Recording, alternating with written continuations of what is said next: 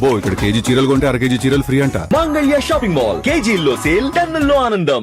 నిరుద్యోగులను కాంగ్రెస్ ప్రభుత్వం మోసం చేసిందన్న మాజీ మంత్రి హరీష్ రావు వ్యాఖ్యలపై టీపీసీసీ జనరల్ సెక్రటరీ స్పందించారు. హరీష్ రావు నిరుద్యోగులకు చెంపలేసుకుని క్షమాపణ చెప్పాలని డిమాండ్ చేశారు. గత 10 ఏళ్లలో ఉద్యోగాలు ఇవ్వకపోగా ఉద్యోగాలు అడిగిన యువతపై లాఠీచార్జ్ చేసి జైల్లో వేశారు అని మండిపడ్డారు.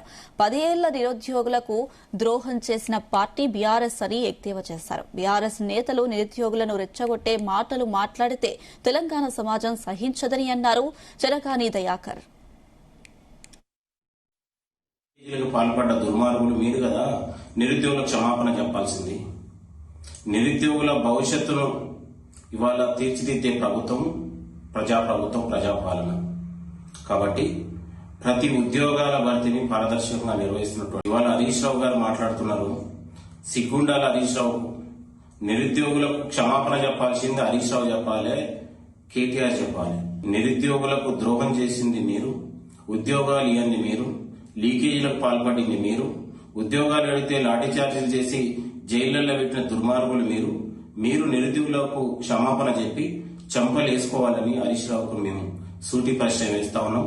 నిరుద్యోగుల జీవితాల్లో వెలుగులు నింపింది ముఖ్యమంత్రి రేవంత్ రెడ్డి గారు. స్కిల్ యూనివర్సిటీ, యంగ్ యూనివర్సిటీలు పెట్టి నిరుద్యోగులకు జీవితాలలో నైపుణ్యాన్ని పెంచాలనే ఆలోచన చేసింది ముఖ్యమంత్రి గారు. ప్రతి ఖాళీలను భర్తీ చేయాల్సింది ముఖ్యమంత్రి గారు. కాబట్టి ఇవాళ